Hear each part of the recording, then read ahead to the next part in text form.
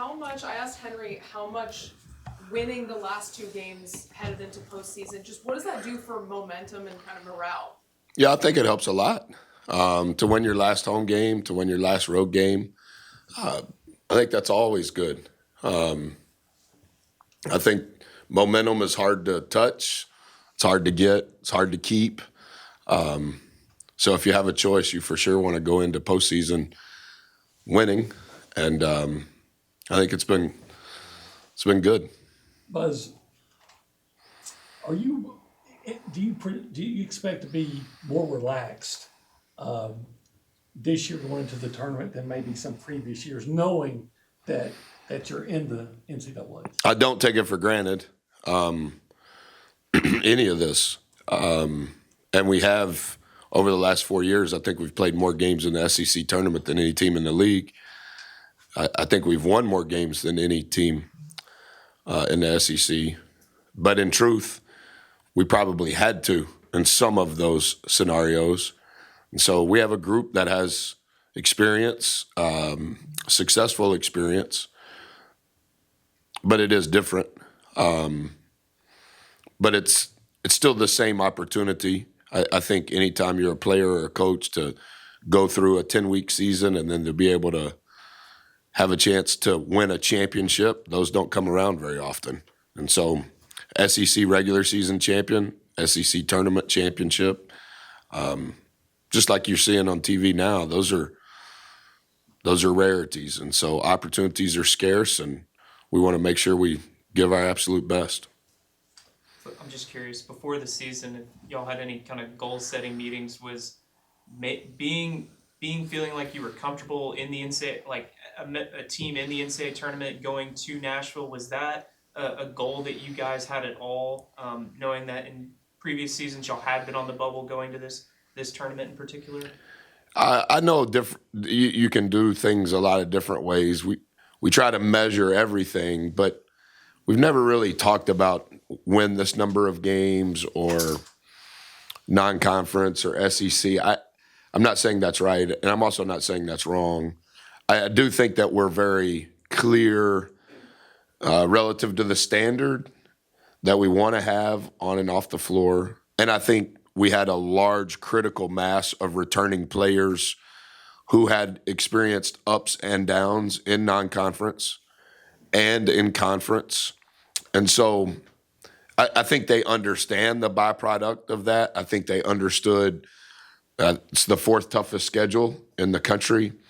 I think they know and have a vibe for what's transpired in SEC play over the last 4 years. I think I understand that this year there are 16 teams, but in the previous 3 years, 14 teams. We've won the fifth most games.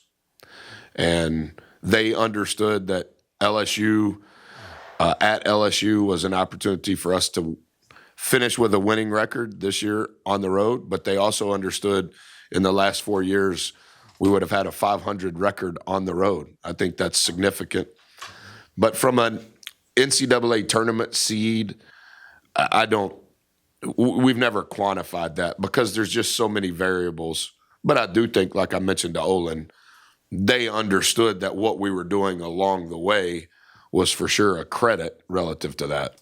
And similar to Olin's question, as you go into this tournament, how do you balance, like, you want to compete for a championship, but you also maybe don't want to take too much of a physical toll, knowing that you have more big games ahead? Yeah, I think every coach probably handles that different. I think if you're playing, not to be Herm Edwards, but if you're playing and they're keeping score, let's play to win. That's not to be condescending. That's not to be arrogant. I think all players and all coaches want to play for championships, and the longer you do it, the harder you realize that is to accomplish. And so to be able to win a championship in a week span of time after all that you've been through, I think you want to give your best. And from a competitive character standpoint, I don't know that as the leader or even as a player, you can go into a game going, it's okay if we lose, let's go home and rest, when your whole life you've dreamed of playing in March. And so, or I have. And so you want to play as many games as you can in March. And I think I'll probably say that the next time I see you guys. And everybody breaks it down different, right? Are you getting a single bye, a double bye? Do you have to win 3? Do you have to win 4? I guess this year, do you have to win 5? Is next weekend a 4-game tournament? Like, there's a lot of semantics that go into it, but let's play as many as we can play, and that includes this week. I'm curious, when you're like your team is projected as high as a number 2 seed in the NCAA tournament, and we all know that those are advantages. Is there ever any scoreboard watching going on with the teams that are other ones that are projected 2 and 3 or 4, or you just not have that luxury? Yeah, Corey and I were talking about that last night. Scott Cross was the first player I ever recruited, signed, and coached. And he's 1 year younger than me, and he's been a head coach the same duration that I have been. And one of the groomsmen in our wedding has been with Scott, I believe, 12 years at UTA and at Troy. Scott's the all-time leader in wins at UTA and got fired. And Troy's a different job in a different conference. And he won last night for his second NCAA tournament bid. And I remember spending over half of my career in leagues where no matter what you did in January and February, you still had to win every game in conference championship week. And I don't take any of this for granted. I would say, Olin, in the years, never happened at Marquette, never happened at Virginia Tech. It has happened here. When you're on the bubble, you can get lost in if that, then this. And I've tried to remove myself from all of that. Not because we have won. I just don't think that the anxiousness and the angst that comes with it, I don't think that that's right to project out on our guys. And so, again, it's do you look at the internet? Do you look at social media? I've just decided early this year, it's probably best for me to just leave that alone. I have enough voices in my head.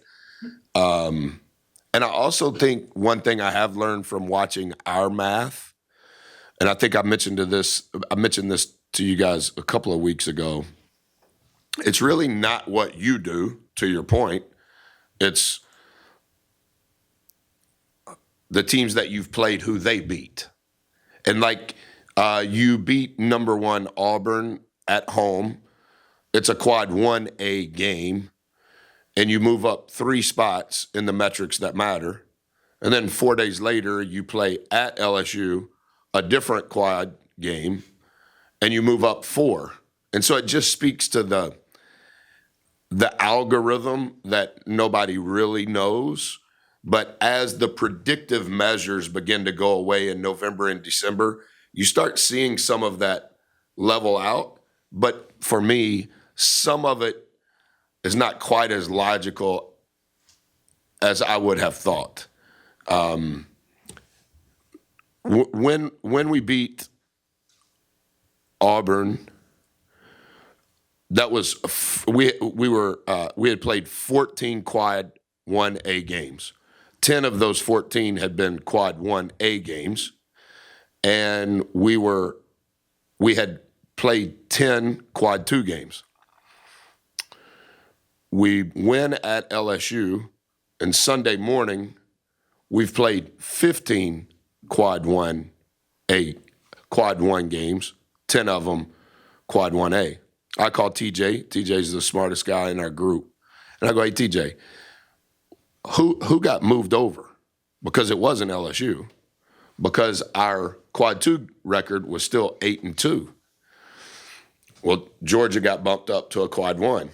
And so he's constantly watching the line of teams that are 1 that could go to 2 or 2 that could go to 1. But because we've accumulated so many quad 1A games, he's also started including that. And, there's so many variables, and you're all trying to, we're always trying to figure out, this is how we're judged. We would like to know the formula. We don't know the formula. And so you're just collecting evidence on if you can do this, then that happens. And so you're always looking at it first thing in the morning, like the stock market, or I am.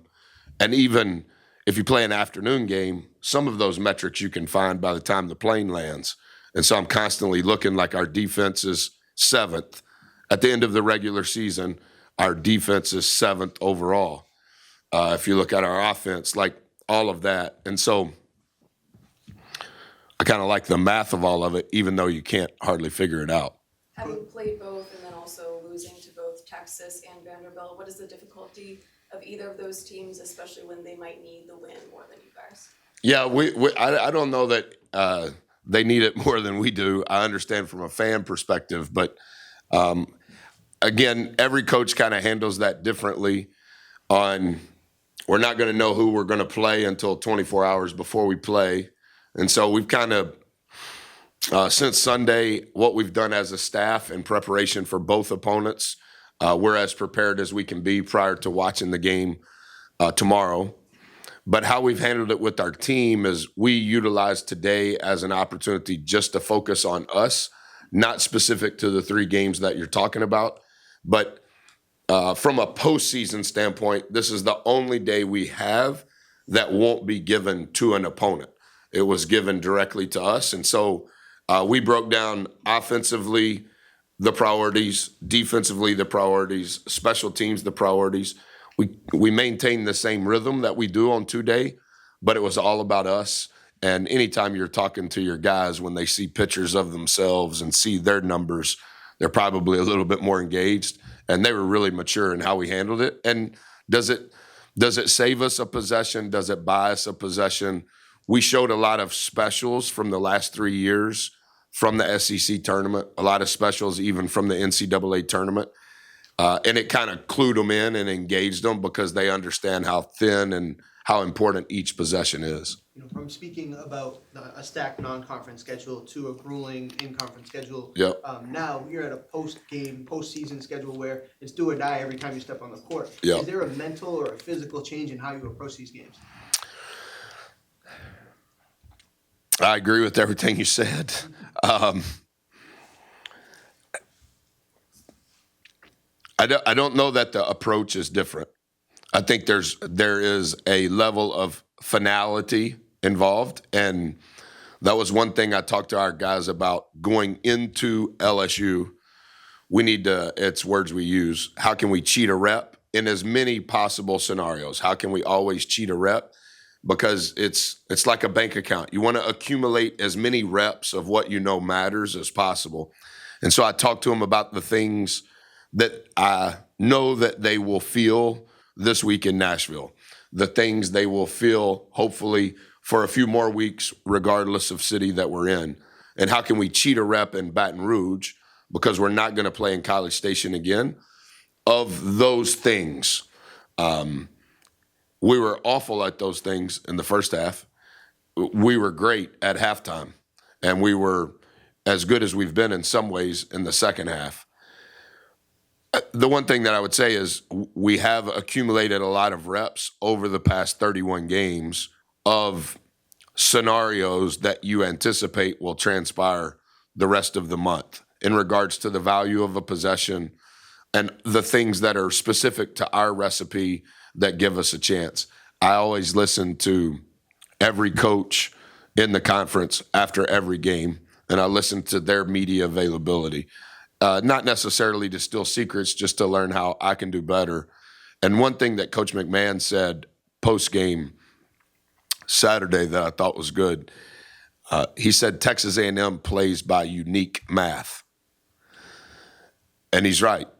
And so we're familiar with the math we need to play by. And our math was great in the second half and atrocious in the first half.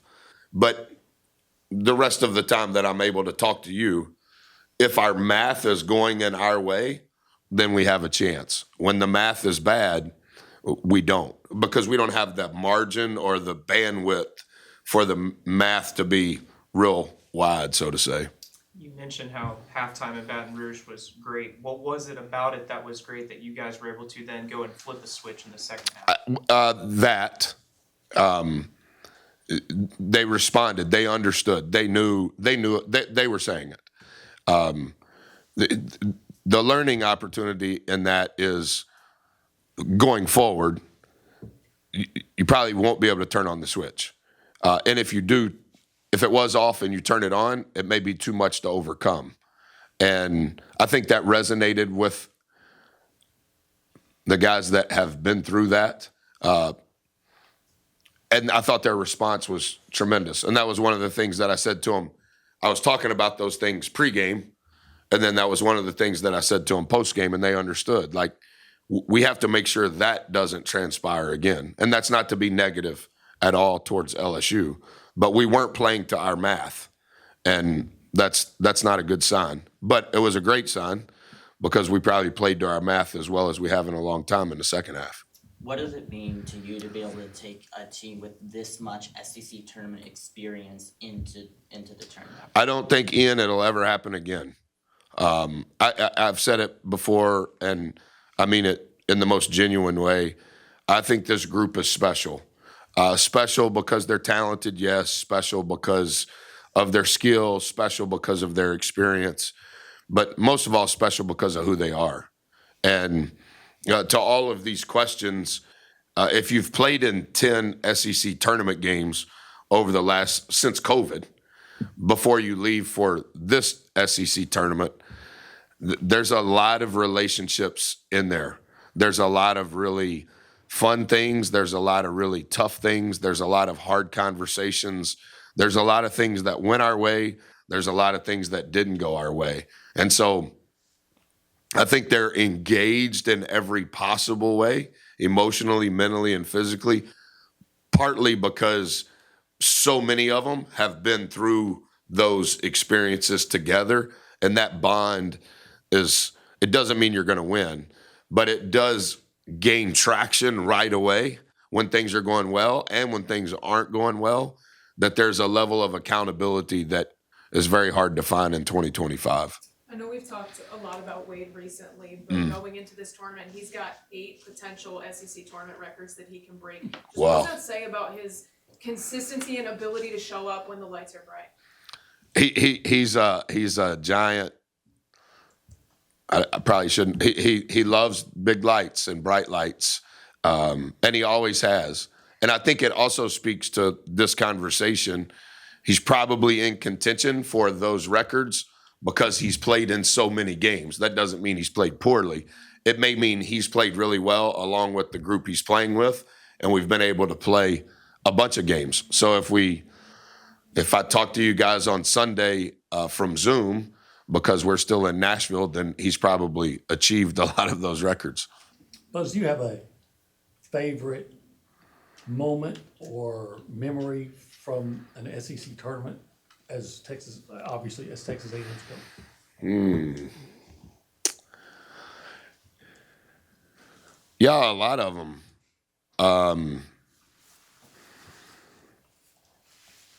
I think we beat Auburn when they were number 3. In Tampa? Hassan hit a shot to beat Florida from the top of the key on an out-of-bounds busted play. Aaron Cash had a massive dunk against Arkansas that probably sealed the win.